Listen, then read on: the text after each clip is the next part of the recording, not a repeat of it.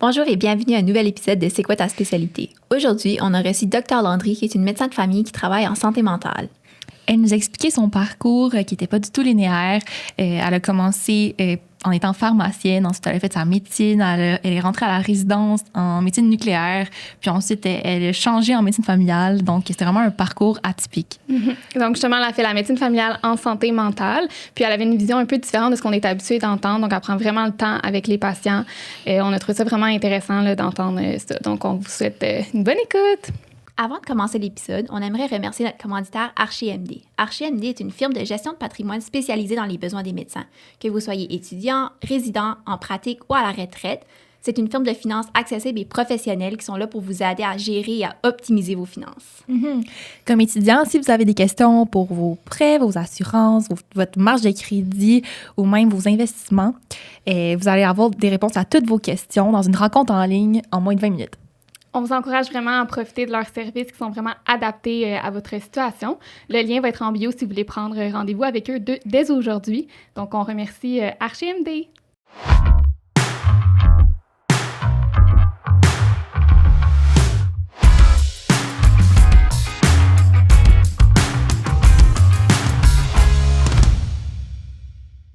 Bonjour, Dr Landry. Bonjour. Merci d'avoir accepté notre invitation aujourd'hui au podcast de C'est quoi ta spécialité? On aimerait commencer par savoir, est-ce que vous avez toujours su que vous vouliez aller en médecine?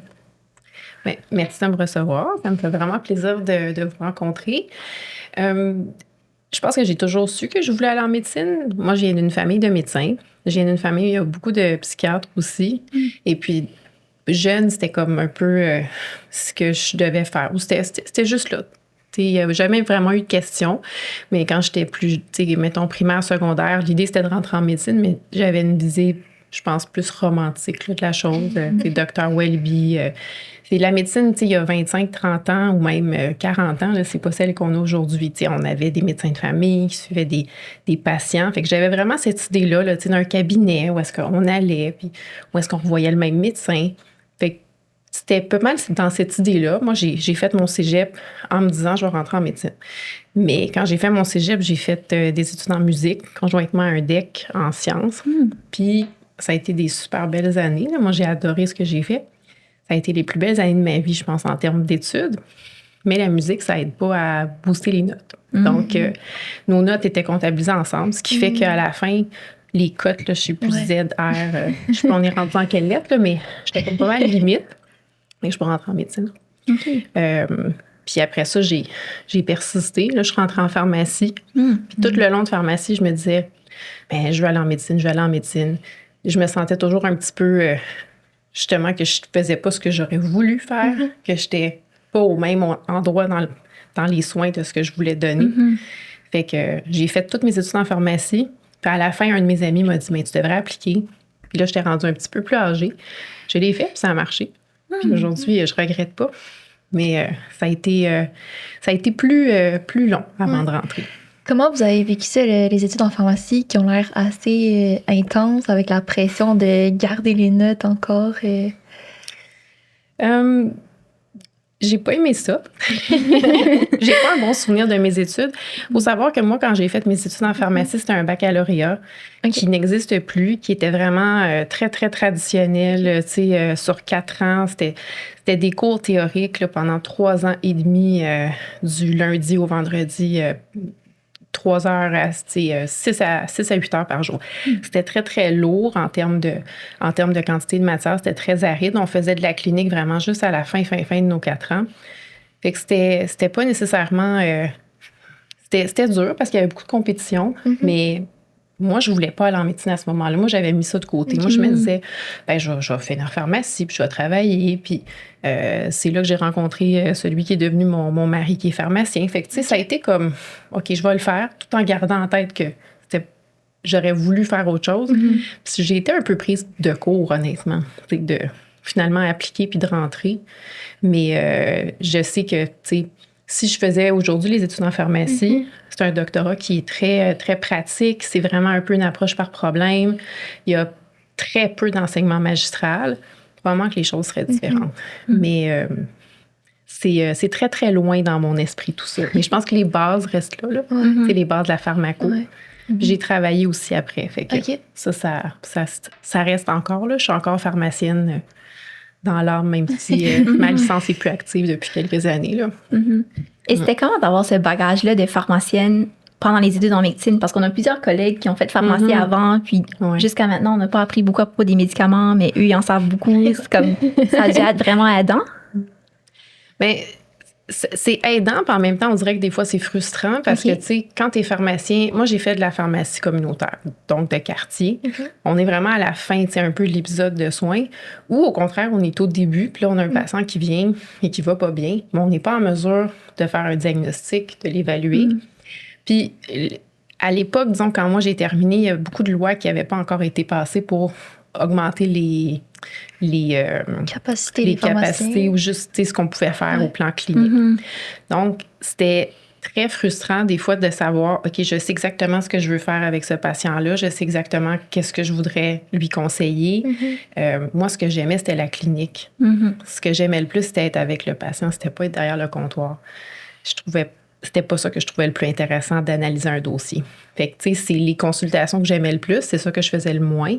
Parce que dans la formule pharmacie communautaire, tu passes la majorité de ton temps à faire de l'analyse de dossier, mais des conseils en soi qui prennent plus de temps, il y en a moins. Et là, mes collègues pharmaciens diraient que je ne dis pas les choses comme il faut, mais tu sais, mettons des consultations, là, on en fait en pharmacie aujourd'hui, beaucoup plus qu'on en faisait il y a... Moi, j'ai fini en 2008. Ça fait quand même un certain nombre d'années. Mais je pense que ça me donne une perspective peut-être différente aujourd'hui. Ouais. J'ai pas peur des pilules. Je jongle là-dedans. J'aime ça, la pharmaco. J'aime beaucoup ça. C'est très intéressant. Puis en santé mentale, il y en a beaucoup. Puis c'est de la pharmaco qui est assez particulière. Puis on est vraiment dans un champ à part. Fait que ça, je retrouve ce que j'avais trouvé intéressant, je pense, quand j'étais au début de mes études. Donc là, après pharmacie, vous avez travaillé pendant combien de temps en tant que pharmacienne? J'ai travaillé pendant mes études en médecine, en fait. Donc, je suis rentrée en médecine. J'ai travaillé pendant l'été entre mon bac puis mon entrée en médecine. Et puis, j'ai travaillé à peu près au milieu de l'externat à peu près. Que je faisais du dépannage surtout. Donc, je travaillais pour des compagnies puis on se promenait dans différentes pharmacies. À l'externat, là, c'était un petit peu plus ardu avec les heures. Puis j'ai gardé ma licence active longtemps. Là, j'ai plus du tout l'occasion de pratiquer. Là. Mais ce serait possible. Il y en a qui le font longtemps puis qui gardent les deux licences actives. Fait que c'est juste, il faut pas être en conflit d'intérêt dans ce qu'on fait, mais il y en a quelques-uns qui le font. La médecine, ensuite, vous l'avez faite à quel endroit? Moi, je suis un produit de l'UDM. J'ai étudié là, de 2003 jusqu'à ce que je finisse en 2018. OK. J'ai tout fait là. Toutes mes résidences, toutes. OK. Puis c'est quoi qui a orienté votre choix ensuite vers votre spécialité? Bien, ça a été un parcours très sinueux. Moi, j'aime beaucoup la médecine interne. J'ai toujours aimé ça. Et puis, quand je suis rentrée en médecine, là, le plan, tu sais, c'était de finir ma médecine puis de faire de la médecine de famille. Là, j'ai découvert d'autres choses que je connaissais pas. J'ai beaucoup aimé l'imagerie. Et puis, il y avait la psychiatrie. Et puis, je suis vraiment passée un cheveu d'appliquant en psychiatrie. Je ne l'ai pas fait pour deux raisons. La première, parce que je n'étais pas capable de faire le deuil du stéthoscope. J'aimais ça, la médecine interne. J'aimais ça, traiter les patients. T'sais. Fait que cet aspect-là, j'avais peur que ça me manque, mais ce qui a beaucoup fait jouer la décision, c'est que mon grand-père, qui est décédé depuis plusieurs années aujourd'hui, était un psychiatre. Et puis, quand je suis arrivée à Montréal pour mes études collégiales, en fait, j'ai habité avec mes grands-parents. Et à cette époque-là, mon grand-père était un très vieil homme, un vieux médecin, mais qui avait encore quelques patients qui suivaient à la maison. Lui, il était O2 dépendant, l'oxygène dans le nez. Puis, il voyait encore certains de ses patients qu'il connaissait depuis 30, 40 ans. Et puis, ma grand-mère avait été sa secrétaire, ma tante avait été sa secrétaire. Fait que ces patients-là, souvent, ils connaissaient même la famille. Tu sais. Puis mon grand-père, c'était un vieux de la vieille là, qui passait 2-3 heures avec les patients. Tu sais, c'était l'approche très psychanalyse. Fait que j'ai vu ça d'un angle très personnel, là, familial, mais j'ai vu la lourdeur de ce que ça impliquait. Puis, avant de mourir, mon grand-père m'a dit, là, j'étais pas encore rentrée en pharmacie, il m'a dit, tu sais, ma petite fille, si tu veux être heureuse, va pas en médecine. Puis ça m'est toujours... Ça me hante encore des fois aujourd'hui, puis ça fait 25 ans de ça. Puis je sais que ça a joué parce que je sais ce que ça implique. Et aujourd'hui, je le comprends plus. Mon grand-père, il a adoré ce qu'il a fait, mais ça a été toute sa vie. Puis il y avait sa femme à la maison avec ses enfants, mais la médecine a peut-être pris une place sans qu'il veuille qu'il y était. Qu'on n'a comme pas le choix de donner à un moment donné. Puis surtout, tu sais, avec l'implication qu'il y avait qui était très personnelle. Fait que c'est pour ça, je pense, principalement, que je suis pas allée en psychiatrie. Puis c'était pas nécessairement un deuil. Tu sais, j'aimais ça, mais j'aimais d'autres choses aussi. Fait que finalement, ben, je suis même pas ni rentrée en médecine de famille, je suis rentrée en médecine nucléaire. Ouais. Parce que j'aimais l'imagerie. Fait que ça combinait médecine interne, ça combinait imagerie. Fait que j'ai fait 3 ans là-dedans. Puis pour des raisons familiales, personnelles, puis aussi de prême à l'époque, des raisons très administratives, j'ai décidé de changer en médecine de famille. OK. Puis c'est finalement, après plusieurs années à me chercher, peut-être que je suis rentrée là. Puis je le regrette pas du tout. Je suis vraiment contente. Ça a été un bon choix. Puis je pense que j'avais besoin de tout ce parcours-là pour vraiment savoir qu'est-ce que je voulais faire en bout de ligne. Puis la médecine de famille me donnait cette option-là de vraiment faire ce que je voulais un peu comme carrière. Même si on est formé pour faire du bureau, de la prise en charge, il reste qu'on a une liberté en médecine de famille qu'on n'a pas beaucoup dans d'autres spécialités. Quand tu es chirurgien, ben il faut que tu opères. À un moment donné, de dire je vais me réinventer puis je vais faire de la santé mentale, c'est pas impossible, mais c'est un petit peu le parcours est peut-être un peu plus sinueux. Ouais. Fait que ça a été... je pense que si on m'avait dit il y a 25 ans que je serais ici aujourd'hui, j'aurais dit non, ça se fait pas. Puis aujourd'hui, je me dis, bon, ben, la vie nous surprend toujours. Est-ce que ça a été compliqué de changer en médecine familiale ou ça a été... Ça a été compliqué. Ouais. Oui. Ça a été compliqué pour plein de raisons qui sont, je pense, propres à l'université. Les changements de résidence, c'est quelque chose qui se fait, mais il y a plein de règlements, il y a plein de modalités. Ça, c'est comme un contrat que tu signes qui est comme... Oui. La question, c'est toujours est-ce qu'il reste des postes dans la spécialité où tu veux aller. Puis il y a des règlements, internes, dépendamment des universités, qui font que, par exemple, si tu es en spécialité puis que tu s'en vas en médecine de famille, d'emblée, on te met en région. Ah oui, OK. Fait que ça dépend d'un paquet de choses. OK. Donc, c'est pas nécessairement quelque chose que je recommanderais, là. Quelqu'un qui dira, je vais comme essayer ailleurs puis je vais aller en médecine de famille après. Non. Mais c'est faisable. OK. J'imagine que le changement vers la médecine familiale est plus simple que l'inverse. C'est de partir de médecine familiale vers une spécialité, non? Oui. Je pense que ça dépend de la spécialité. OK. Je pense que ça dépend de ton intérêt. Moi, j'ai une collègue, médecin de famille, qui a pratiqué pendant 5, 6, 7 ans, puis qui est rentrée en radiologie. Elle s'est fait créditer son R1. Elle lisait, elle aimait ça. Fait qu'elle avait comme toutes les bases pour qu'on lui crédite son R1. Fait que je pense que ça dépend vraiment de ce qu'on veut faire. Mais c'est sûr que les prêmes, ça reste pas les prêmes, mais rentrer en résidence, il y a un certain jeu de chance là-dedans, de roulette. Ça dépend des universités, ça dépend des années. Beaucoup, beaucoup. Après votre résidence, vous avez commencé à travailler à quel endroit?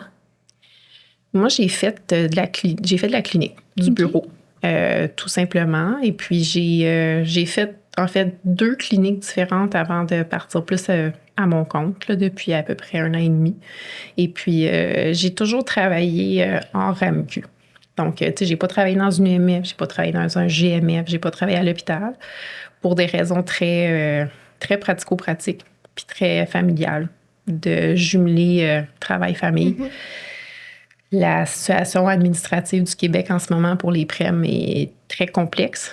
Et puis, c'est très difficile de concilier certains enjeux, disons, personnels ou familiaux, des fois, avec les obligations qui viennent avec un prême. Donc, c'est pour ça que j'ai décidé de faire de la clinique. OK. Et pendant le début de votre pratique, qu'est-ce qui a orienté votre choix vers la santé mentale? Parce que c'est ce que vous faites maintenant, là, beaucoup. Oui. Mais quand j'ai fait ma résidence, je suis tombée dans une UMF où on faisait beaucoup de santé mentale. ils ont souvent comme des espèces de sur-spécialités. Là, dans les UMF, on fait du musculo-squelettique. Puis nous, on faisait beaucoup de santé mentale. Et j'ai un peu comme renoué avec ça. Puis je me suis rendu compte que c'est ce que j'aimais le plus, dans le fond. Puis ce que j'aimais le plus, c'était de discuter avec les patients, de les comprendre, de leur parler. J'aime l'aspect médecine interne, mais ce que j'aimais le plus, c'était d'apprendre à les connaître. Puis ça revenait un peu à ce que j'avais toujours voulu faire en médecine de famille, tu sais, apprendre à connaître les parents, les enfants. Et puis, ça a été, disons, c'est venu naturellement aussi parce que quand j'ai commencé à travailler, juste à cause d'une question de ce qu'il y avait comme demande, j'ai hérité de beaucoup de cas de santé mentale de mes collègues qui ne voulaient pas en faire. Et puis, j'ai une collègue qui faisait beaucoup de TDAH. Donc, j'ai commencé à d'avoir des patients qui avaient un TDAH un peu parce qu'on avait des suivis conjoints ou quand elle était en vacances, je prenais ses patients. Fait que je suis comme tombée là-dedans petit à petit. Puis finalement, avec le temps, ma clientèle a fait que j'étais rendue à 50, 60, 70 % de ma clientèle qui était juste de la santé mentale ou du TDAH. Ça s'est fait vraiment naturellement. OK. Donc, quand je suis partie à mon compte, tu sais, ma clientèle, c'est 90 % de la santé mentale quasiment déjà. OK. Puis là, quand vous dites 90% de santé mentale, c'est que ces gens-là, vous les voyez... On dirait que j'essaye de mieux comprendre. Là. Et, Tu veux savoir pourquoi je les vois? ben oui, puis là, est-ce que vous êtes pas leur médecin de famille au complet? Des fois, oui. Ouais? OK. Oui. Tu sais, je reste un médecin de famille. Ouais. Puis mon mandat, c'est de suivre les patients dans leur ensemble. Puis, tu sais, je pense que c'est vraiment pour ça qu'on est formé. Puis c'est ce que j'aime de ce que je fais. C'est que, tu sais, j'ai un angle santé mentale, mais les patients qui n'ont pas de médecin de famille, ben je m'occupe de leur santé générale. Fait que s'ils ont besoin, tu sais, je fais tout dans le sens que je m'occupe de leur dépistage, je vais leur prescrire des tests. Je fais pas tout en clinique, tu sais, j'ai pas de genre clinique d'urgence, je fais pas de point de suture, mais s'ils ont besoin de ce suivi-là, je le fais. Puis, tu sais, je fais de la santé mentale, mais très large, dans le sens que on va pas juste regarder l'humeur, on va regarder l'alimentation, on va regarder le sommeil, on va regarder les habitudes de vie. Fait qu'on revient un peu, à de la prévention, à ce qu'on devrait faire un petit peu dans un suivi de clientèle ou de patients. Fait que je fais vraiment les deux. Mais j'ai des patients qui viennent me voir juste pour leur suivi de TDAH ou juste parce que ils ont besoin d'une consultation parce que le moral va pas. Puis il y en a que je suis conjointement, il y en a que je vois une fois, mais j'en ai là, qui me suivent depuis le début. OK. Ça serait quoi toutes les problématiques que vous voyez? Là, vous avez parlé de TDAH. Est-ce que vous vous concentrez plus sur des problématiques dans ce genre-là ou plus psychose ou autre? Je fais pas de troubles psychotiques. J'ai pas le setup pour ça. Ce que je fais pas, là, en gros, je fais pas de troubles psychotiques, je fais pas de troubles cognitifs, puis je fais pas de toxicomanie. Au sens large, là, j'ai beaucoup de patients qui ont des problèmes de consommation, mais c'est vraiment ça, c'est des problèmes de santé qui ont besoin d'une équipe vraiment multi, puis souvent qui ont besoin d'être dirigés, là, puis qui ont besoin d'être vus dans plusieurs secteurs ou plusieurs surspécialités en même temps. Donc, c'est pas quelque chose qui est nécessairement possible. Moi, je travaille... je collabore avec des psychologues, des neuropsys, avec des psychoèdes dans la même clinique. Mais en soi, tu sais, on n'a pas de programme conjoint. Donc, tu sais, je fais un peu de tout, mais je fais vraiment ce qu'on est censé faire en première ligne. Tu sais, moi, je fais de la santé mentale générale. Fait que je vois de tout. Le pain puis le beurre, c'est les troubles anxieux, c'est les troubles dépressifs, c'est de l'insomnie, c'est les troubles de comportement. Puis je fais beaucoup, beaucoup d'évaluations pour le TDAH. Il n'y en a pas tant que ça qui en ont, mais j'ai une grosse partie de ma clientèle, tu sais, que je suis pour un TDAH, puis donc qui ont souvent beaucoup d'autres comorbidités psychiatriques en plus. Fait que je finis par les suivre un peu pour tout ça. Est-ce que vous avez fait comme une année supplémentaire ou des mois supplémentaires en santé mentale ou après médecine familiale, vous êtes directement allé vers une pratique de santé mentale? J'ai pas fait... Il n'y a pas de programme comme tel qui existe universitaire. Il y a ce qu'on appelle un mini-fellowship là, qui est donné par l'Université d'Alberta, là, je me souviens plus très bien, qui est en pédopsie, que j'ai fait. qui est vraiment axé là, sur toutes les pathologies en pédopsychiatrie. Tu sais, ce que je fais, c'est ce que tout le monde en médecine de famille fait. C'est juste que moi, je les suis plus pour ça, puis je vais prendre des fois plus de temps. Tout ce qui est TDAH, ça, j'ai vraiment fait de la formation complémentaire pour ça. Tout ce que je fais en formation continue, là, presque, là, c'est de la santé mentale. Puis c'est vraiment ce que j'aime le plus. Est-ce que vous faites aussi comme des rendez-vous de psychothérapie, des patients que vous voyez aux semaines, aux 2 semaines pour... Mais officiellement, j'ai pas le permis de psychothérapeute émis par le Collège des médecins. Il y a quand même un règlement assez complexe là, pour pouvoir avoir un droit d'exercer la psychothérapie comme médecin si on n'est pas psychiatre. OK. Donc, Est-ce que vous connaissez, juste par curiosité? ben, il faut faire il faut être supervisé OK. directement, indirectement. Il faut revoir justement ces entrevues-là, puis il faut que ce soit fait avec un médecin. Donc, par rapport à la psychothérapie dans d'autres secteurs de la santé, disons, on pourrait... beaucoup d'autres professionnels de la santé ont accès à une formation, disons, à l'Ordre des psychologues du Québec. Puis là, ils vont faire une supervision, puis là, ils vont pouvoir avoir un permis de psychothérapie. Nous, comme médecins, on ne peut pas passer par l'Ordre des psychologues. Il faut vraiment passer par le collège. Donc, ça prend un collègue, soit un psychiatre ou un omni qui fait de la thérapie en soi, puis qui va nous encadrer là-dedans. Et puis, le défi, c'est souvent de trouver quelqu'un qui a le temps, qui est disponible. J'imagine qu'il n'y en a pas beaucoup non plus. Ils doivent voir leurs propres patients, eux autres aussi. Oui, il n'y en a pas tant que ça. Et puis, tu sais, je ne fais pas de psychothérapie formelle, mais c'est sûr que moi, je passe beaucoup de temps sur tout ce qui est ressources d'auto-soins, tout ce qui est approche non pharmacologique. Tu sais, je suis pharmacienne, je prescris beaucoup de pilules parce qu'il y a beaucoup de besoins, mais on travaille beaucoup sur tout le reste. Puis j'y crois vraiment. Fait que, tu sais, est-ce que je fais de la psychothérapie au sens propre? Non, mais j'en ai qui sont des réguliers, là, vraiment. Puis, tu sais, je vais les encadrer dans leur démarche, justement, au travers de ça. Vous avez mentionné qu'il y a 90 de vos patients, c'est comme de santé mentale. Oui. Mais comment ça fonctionne? Je me demande, tu sais, avec médecine familiale, s'il faut avoir un certain nombre de patients, comment est-ce qu'on fait pour avoir le droit que ce soit juste de la santé mentale? Est-ce qu'il y a des règlements? Comment ça fonctionne? Bien, moi, je suis désaffiliée de la RAMQ. Okay. Donc, je ne suis pas assujettie à ces règlements-là. À l'heure où on se parle aujourd'hui, il y a une loi qui vient d'être entérinée il y a une semaine, la loi 83, là, qui limite beaucoup l'accès à la pratique privée des nouveaux facturants puis des médecins qui sont en pratique en ce moment. Donc, combien de temps ça va être possible de faire ça, je ne le sais pas. Moi, j'ai fait ce choix-là, c'est zéro financier. Bon, c'est absolument pas la question. Ce que je fais, en fait, je pourrais pas le faire dans le cadre RAMQ. Moi, je passe 90-120 minutes avec mes patients. Fait que j'en vois pas 12 par jour du tout. J'ai un débit qui est beaucoup, beaucoup plus lent, ce qui n'est pas du tout possible avec des exigences du MF, de GMF, de nombre minimal de patients.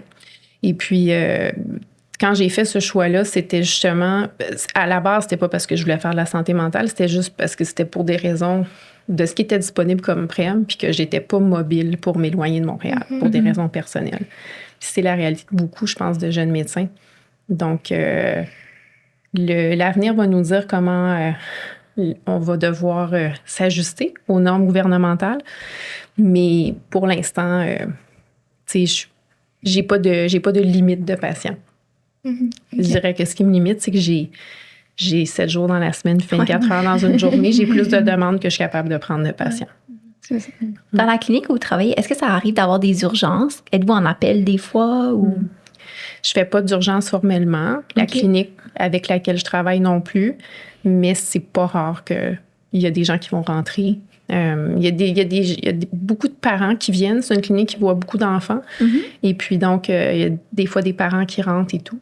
Mais, tu sais, des urgences, je dirais que c'est ma clientèle que j'ai. Tu sais, moi, mes patients ont accès à moi très facilement, je dirais. Moi, j'ai pas de secrétaire. Fait que mes patients, je gère leurs rendez-vous, je gère leurs questions, je gère leurs courriels.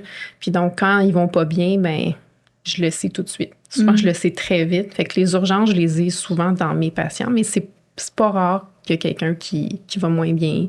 Les crises suicidaires, il y en a quand même souvent. Puis des situations qui sont semi-urgentes, là, je dirais que j'en ai quasiment toutes les semaines. OK. Donc, vous prenez des appels le soir pour ça? Mais je fais pas d'urgence formelle comme ça parce que, tu sais, d'un point de vue médico-légal, ce serait très délicat aussi de dire je suis disponible 24/7, ce qui n'est pas du tout la réalité. Ouais. Donc, tu sais, mes patients, ils savent. Tu sais, si jamais ça va vraiment pas bien, ils connaissent les ressources. Tu sais, si on fait des plans, justement, de ressources d'urgence, et puis ils ont toujours accès à l'hôpital. Puis, tu sais, dans un contexte vraiment où ça prendrait peut-être une garde préventive ou bien où la personne est vraiment en train de décompenser puis qu'il y a peut-être aussi des problèmes de santé physique, moi, j'ai pas du tout ce qu'il faut pour les recevoir. Donc, que ce soit moi ou même dans un GMF ou une UMF, ces cas-là, on va toujours les référer à l'urgence. Mais ça m'est déjà arrivé de devoir d'être au téléphone avec un de mes patients une fin de semaine ou un soir. Ça arrive régulièrement, là, je dirais. Ça vient avec. Tantôt, vous avez parlé qu'à la clinique, il y a des neuropsychologues, des psychoéducateurs, des psychologues. Comment ça se passe? Ils vous réfèrent des patients. Mettons, dans un contexte de neuropsychologie, c'est quoi votre lien? Qu'est-ce que vous faites dans ces dossiers-là? Bien, on est deux entités séparées, dans le sens que, tu sais, on a... Moi, j'ai mes dossiers, eux ont leur fonctionnement. Et puis, tu sais, on reste des professionnels qui avons vraiment des mandats et des expertises qui sont très différentes. On a beaucoup de patients conjoints, c'est-à-dire qui viennent me voir, puis moi, je les réfère parce qu'ils ont un besoin en psychothérapie, en orthopédagogie ou vice-versa. Mais d'emblée, tu sais, comment dire, nos patients n'ont pas une trajectoire de soins directe. Mon rôle, ça dépend un peu toujours de ce qui va moins bien, de quoi les parents, de quoi le patient a besoin. T'sais, en neuropsy, je dirais que c'est peut-être une catégorie à part. Là, si on regarde neuropsy, diagnostic, dépistage de TDAH, il y a beaucoup de neuropsychologues qui en font. Donc, moi, souvent, je vais m'occuper du plan de traitement, je vais m'occuper de la suite.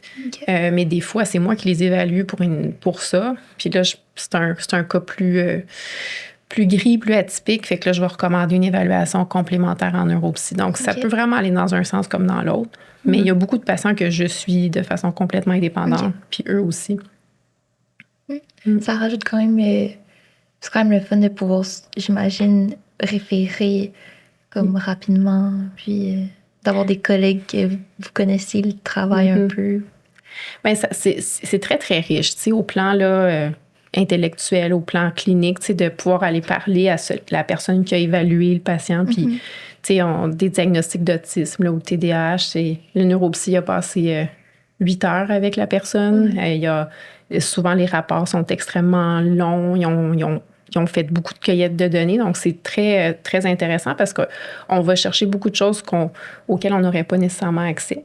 Puis, tu sais, de juste pouvoir discuter d'un cas, je pense que dans n'importe quel milieu, c'est ce qui fait que c'est stimulant, puis qu'on a l'impression aussi qu'on apprend peut-être mieux à connaître les patients. Donc, ça n'a pas de prix, ça. C'est des visions complémentaires aussi. Oui, c'est pas vraiment. Juste la vision peut-être tunnel des médecins. Peut-être pas tunnel, mais quand on a toute notre vision tunnel, tu sais, puis moi, ce que je dis souvent, c'est qu'on fait toute la même chose, tu sais, en santé mentale. C'est juste qu'on est tous dans un angle différent, tu sais, dans qu'est-ce qu'on regarde puis qu'est-ce qu'on fait. Mais en bout de ligne, on se rejoint toujours à la même place. Puis le but, c'est que le patient y aille mieux. Fait que, tu sais, des fois, j'essaie de me positionner à l'extérieur un peu du diagnostic, tu sais, puis de l'étiquette qu'on va donner au patient en soi. Puis, tu sais, mettons que je parle avec un psychoéducateur ou un neuropsychologue, à la limite, là, que ce soit un trouble anxieux X ou que ce soit un TSA niveau 1, 2 ou 3, qu'est-ce qui va pas? Qu'est-ce qu'on peut faire pour aider cette personne-là? C'est quoi les ressources qu'on peut mettre en place? Puis moi, mes ressources, ils vont être complémentaires aux leurs. Et puis, je pense que c'est ça que ça nous fait sortir un petit peu de notre vision médecin qui est très problème, solution, diagnostic, traitement, alors que c'est beaucoup plus nuancé que ça, puis que c'est beaucoup plus flou.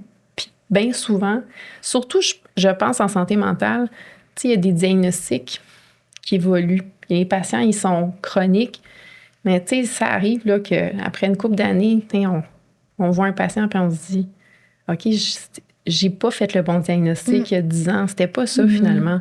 J'avais diagnostiqué un trouble anxieux, tu sais. Non, finalement, cette personne-là, c'est un trouble bipolaire. C'est juste elle avait jamais fait sa manie ou son hypomanie. Fait que, tu sais, je pense que c'est aussi dans ce sens-là, tu sais, de voir vraiment le patient comme un tout, puis d'avoir accès à d'autres ressources, d'autres professionnels. C'est qu'on suit le patient, mais on suit la famille aussi. Puis c'est une des grosses richesses de travailler avec d'autres professionnels. Puis de ce que je fais, c'est que j'ai beaucoup de patients, je connais le père, la mère, je suis 1, 2 enfants, puis des fois, je suis même des personnes qui sont autour.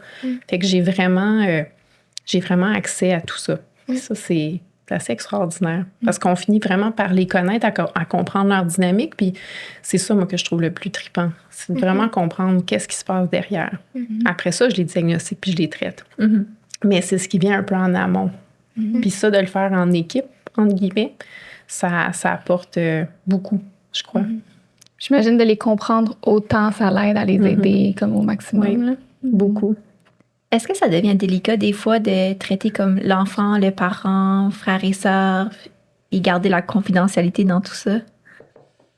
Ça peut devenir complexe, oui. Je dirais le plus dur, c'est quand c'est des couples ou quand c'est papa-maman.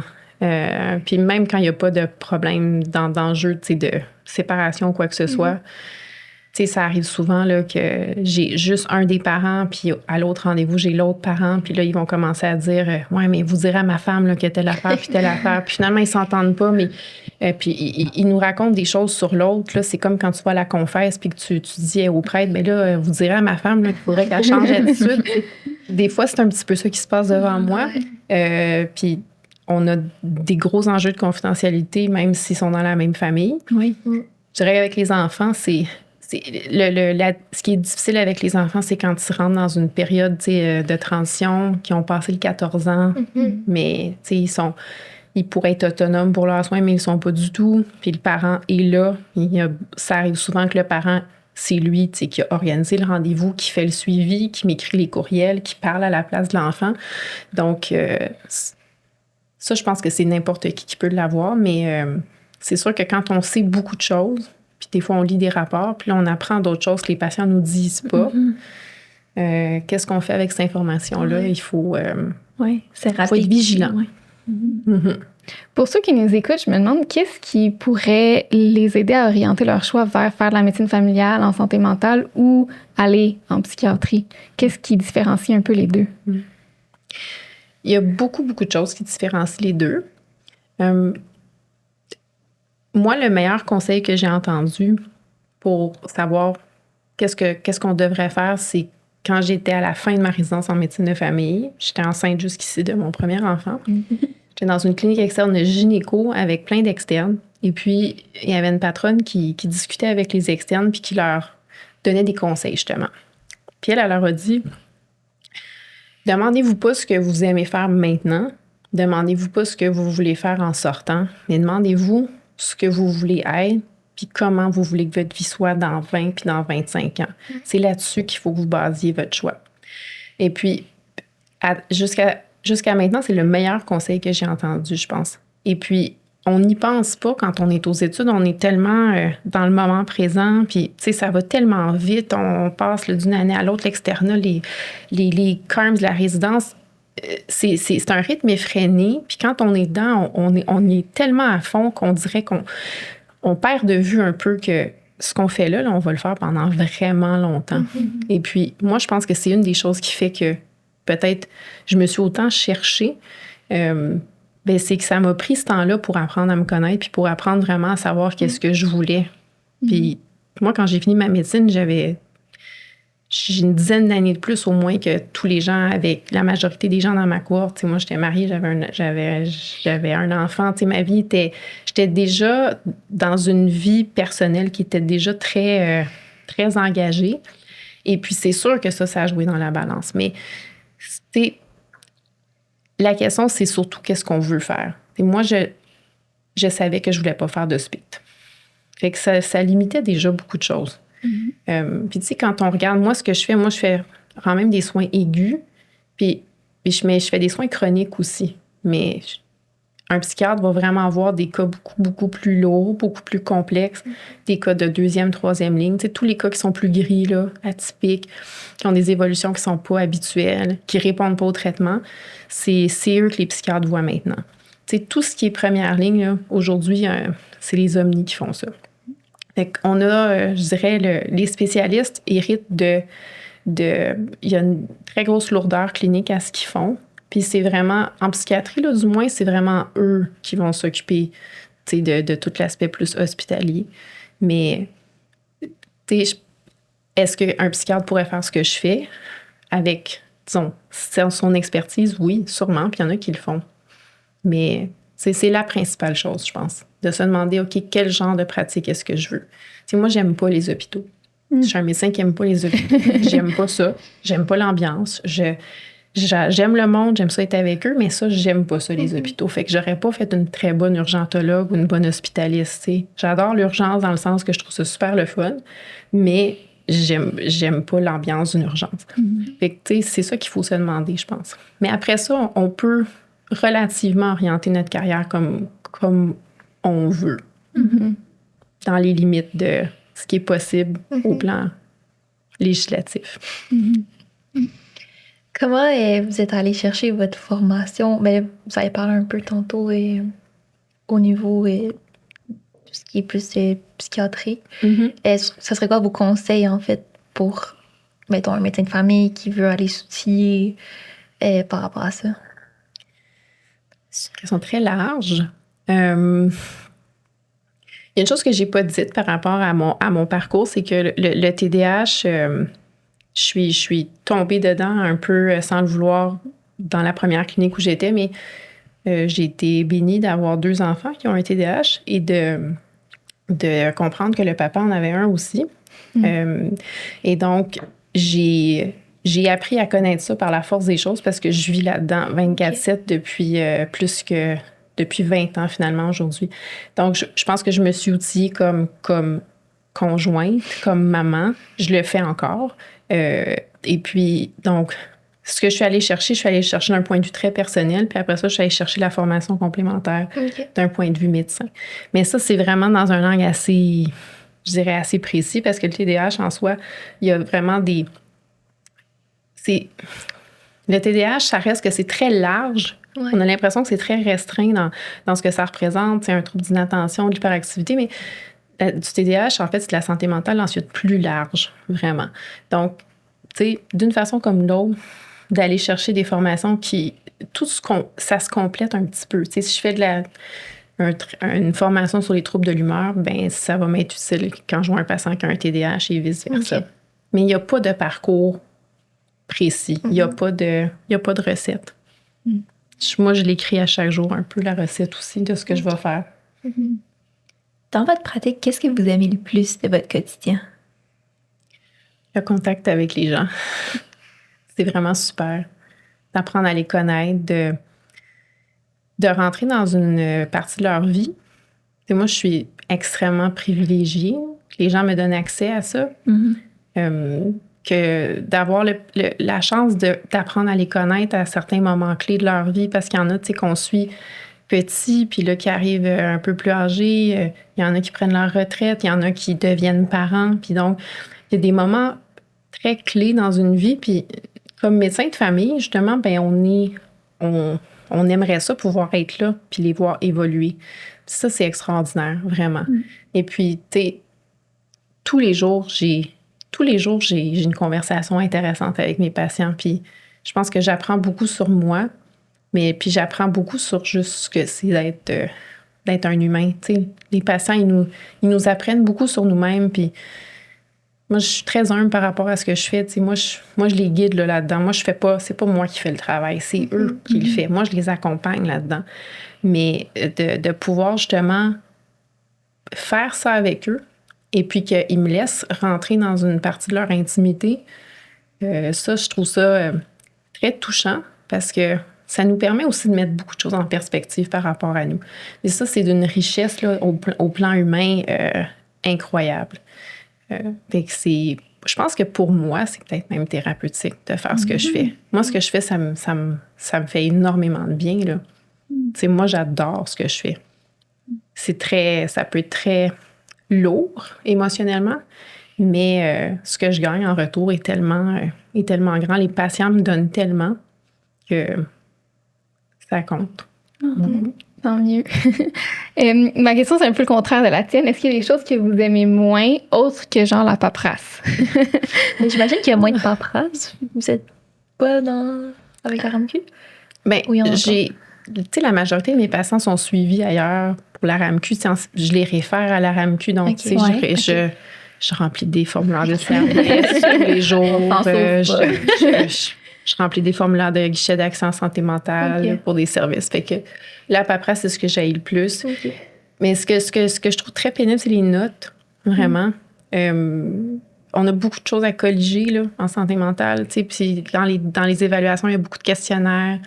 Je demande les bulletins, je demande les évaluations scolaires, je demande les rapports d'évaluation en ergo. Fait que des fois, là, il y a comme des dizaines, c'est pas des centaines de pages de documents, puis il faut essayer de synthétiser tout ça. Et puis, tu sais, ce qui est le fun, c'est d'être avec les gens. Ce qui est le fun, c'est de leur parler. Ce qui est le fun, c'est de justement être dans l'évaluation. Le après, là, quand il faut compléter ça, je trouve ça très, très lourd. Puis je pense que je parle pour tous les médecins. Là, je pense pas qu'il y a beaucoup de médecins qui aiment finir leurs notes. Ça nous prend un peu toujours au bout du nez. Puis, tu sais, moi, j'ai pas de template. Là, c'est pas comme en ORL. Je peux cocher. Fait que c'est lourd parce que c'est très chronophage. Tu sais, nous, en médecine, ça fait partie de notre job. Fait qu'on se pose pas la question, tu finis tes notes, tu as vu 25 patients aujourd'hui, il faut que tu fasses tes notes. Il y a beaucoup d'autres professionnels de la santé qui ont du temps imparti pour ça. Puis ça fait partie justement de leur horaire. Donc, c'est d'être capable de compartimenter ça pour essayer de trouver un équilibre. Moi, les notes, c'est mon talon d'Achille, vraiment. Et on a la chance d'avoir des applications aujourd'hui qui nous aident. On a des dossiers médicaux électroniques, fait qu'on tape plus vite qu'on écrit à la main. On peut faire beaucoup de dictées aussi. Fait que c'est des choses qui peuvent aider. Mais je pense que ça reste toujours un peu lourd. Tu sais, quand tu es fatigué à la fin de ta journée puis qu'il te reste 6 notes à compléter, tu le sais que tu n'en as pas pour 20 minutes. Fait que ça reste... c'est comme ça. Ça fait partie de la game. Dans un futur, est-ce que vous voyez votre pratique comme encore à la même clinique ou vous avez comme des plans que vous voulez nous partager? Pour l'instant, tout va bien dans le meilleur des mondes, dans le sens que je suis très heureuse dans ce que je fais. J'aimerais ça travailler avec d'autres médecins. Il n'y a pas beaucoup de médecins qui ont le genre de pratique que j'ai. Et puis, comme je le mentionnais plus tôt, tout le cadre législatif là, qui est en train de changer, ça complique beaucoup, beaucoup les choses. Ce que j'aimerais, c'est pouvoir travailler encore plus en collaboration avec des professionnels. Tu sais, que vraiment, on ait des programmes communs, qu'on ait qu'on développe certaines choses, par exemple, pour l'abus, la superdépendance. Tu sais, il y a différents sujets là, on commence à avoir peut-être des approches plus psychosociales, mais ça, je pense que c'est nécessaire. Ça m'intéresserait vraiment beaucoup. Puis ce que j'ai comme plan, c'est éventuellement faire de la zoothérapie. Donc ça, c'est quelque chose que j'aimerais beaucoup faire. Peut-être juste, intégrer à des consultations. La zoothérapie, ça fonctionne. Les animaux, c'est un outil de soin extraordinaire. Là, je suis vraiment au b.a.-ba du projet parce que j'ai pas encore l'animal. Je suis encore en train de décider à ce que je vais prendre, puis on peut entraîner un animal à faire de la zoothérapie. Il y a vraiment des cours qu'on peut faire. Okay. Donc, est-ce que je vais aller jusque-là? Je le sais pas. Puis il y a toujours l'enjeu de... Il y a des patients qui n'aiment pas les animaux. Est-ce que l'animal que tu as est hypoallergène? Est-ce que ça peut compliquer le fait de voir ton patient en vrai ou en virtuel? Fait qu'il y a beaucoup... il y a tout un aspect pratico-pratique à prendre en ligne de compte. Mais mon souhait, là, ce serait de pouvoir avoir mon chien puis aller au travail avec mon chien puis que ce soit comme mon compagnon. Puis ça, pour les enfants qui ont un TDAH, les enfants qui ont des troubles de comportement, les enfants qui ont un TSA, puis pour les adultes, tu sais, il n'y a rien de plus heureux au monde qu'un chien. Il est tout le temps content de te voir. Puis même quand tu n'aimes pas les animaux, il n'y a pas beaucoup de gens devant un animal heureux, tu sais, qui est juste, qui a l'air jovial, qui vont pas un peu se détendre. Fait que, tu sais, ça serait... ça, c'est un projet que j'ai, mais qui est embryonnaire. Donc, on se reparlera dans 3, 4, 5 ans. On verra. Peut-être que les choses seront différentes. C'est un beau projet. Ouais. Par rapport à la zoothérapie, là, mis à part le fait... en fait, c'est quoi les bienfaits? C'est le fait d'être plus détendu, de créer un intermédiaire entre comme vous et la personne? Il peut en avoir beaucoup, puis je suis vraiment pas une experte là, des bienfaits en zoothérapie. Probablement que des psychologues seraient mieux placés que moi pour les expliquer. Mais, tu sais, des fois, ce qui est plus ardu puis ce qui est plus difficile, c'est de créer le contact avec le patient ou avec la famille du patient. Et puis, les enfants, les plus jeunes, puis même des adultes, des fois, ça prend plus qu'une rencontre. Et puis, tu sais, les gens, quand ils viennent me voir, ils vont pas bien. Hein. C'est rare que les gens ils viennent juste parce que tout est super. T'sais, en fait, quand ils vont bien, ils annulent leur rendez-vous. Puis moi, je suis très heureuse pour eux. Mais tu sais, j'ai pas beaucoup d'abécédaire d'un bébé de 6 mois qui... Ouais. Tout est super. Donc, d'être capable d'offrir un cadre qui est vraiment rassurant, qui est calme, où est-ce qu'on est capable de justement les prendre comme ils sont, c'est pas toujours évident parce qu'ils sont tous différents puis ils ont tous des besoins différents. Mais l'homme, là, de façon générale, là, on parle pas de l'homme en tant qu'être humain, on a tous une sensibilité en quelque part à ce que l'autre vit. Et puis, les animaux ont quelque chose de particulier qui est pas palpable, qu'on peut pas... on peut pas mettre de mots là-dessus, mais les animaux, ils viennent chercher cette partie-là en nous. Et les animaux, ils ont cette capacité à nous aider à nous recentrer. Puis c'est ça, je pense, qui est aussi utile quand on a des animaux, c'est que les gens, tous les gens qui ont un animal, tu sais, qui ont un animal de compagnie vont le dire, ça m'apaise, ça m'aide à justement un peu faire abstraction de ce qui se passe autour. Et puis je pense que juste pour être capable de rentrer encore plus en communication avec les gens, ça pourrait être très, très, très utile. Je pense beaucoup aux enfants aussi.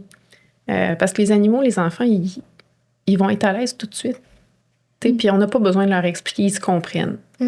Et puis, au travers d'un comportement, quand tu observes, par exemple, un enfant, tu en apprends beaucoup plus souvent en l'observant qu'en lui parlant.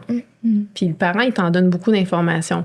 Mais tu sais, moi, les enfants, je leur fais faire n'importe quoi là, dans mon bureau. Puis ils ont des Legos, puis ils ont des jouets, puis ils ont des crayons. Puis s'ils veulent faire de la corde à sauter, ils peuvent le faire. Puis c'est ça que j'observe. Mais je pense que d'avoir un animal, ça pourrait juste contribuer à tout ça, puis au bien-être de façon générale. C'est comme un bébé naissant, tout le monde est comme « Oh, wow, c'est donc bien cute, il est donc bien fin. » Ben, un chien, c'est comme... chien, c'est souvent ça, je pense plus à un chien qu'à un chat, mais je pense que c'est ça que ça va chercher. Et puis, pour mes enfants, puis pour notre famille, moi, j'aimerais ça qu'on ait un chien. Donc, je pense que ça pourrait être bon pour eux, puis ça pourrait être bon pour moi, pour eux. Puis mon plus vieux, je vais vous raconter une petite anecdote, mais c'est un enfant qui avait très, très peur des chiens, et puis qui n'en avait jamais voulu. Et puis, c'était un enfant qui a quand même certains défis là, au plan social et tout. Et puis, à côté de son école, il y a un parc, puis il y a une dame qui promène un méga bouvier bernois de 95 livres, qui est de toute beauté. Et puis, j'ai souvent parlé à cette dame-là. Puis un jour, on sort de l'école, et puis on tombe sur ce superbe chien qui s'appelle Phoenix. Et puis là, mon fils est est un peu en retrait, puis on finit par jaser et tout.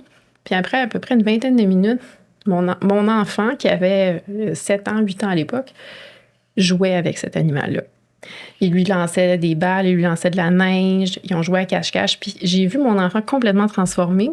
Et puis, on parle d'un enfant qui avait peur des chiens, qui voulait traverser la rue quand il y avait un chien. Puis là, on parle de quelque chose qui est 3 fois plus gros que lui, là, puis qui est sur lui, de son 95 livres de poils puis de bave. Puis en arrivant à la maison, je lui ai demandé, mais qu'est-ce qui te fait du bien? Puis il m'a dit, elle m'a donné tellement d'amour. Puis moi, ça m'a comme... Ça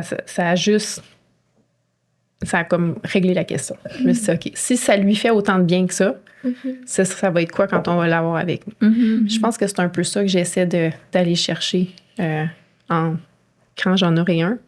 Mais c'est d'être capable justement de rentrer dans cette zone-là avec les patients qui fait que on est vraiment capable un peu de cibler plus de façon personnelle. En dehors, c'est du symptôme. La personne derrière, c'est quoi, puis comment elle fonctionne. C'est vraiment intéressant. Oui, On vous le merci souhaite. pour le partage. Merci. Donc, c'est ce qui termine le podcast. Merci beaucoup d'avoir été là avec nous aujourd'hui puis de nous avoir partagé tout ce que vous avez dit. C'était super intéressant. Ça me fait plaisir. Merci. Bonne chance.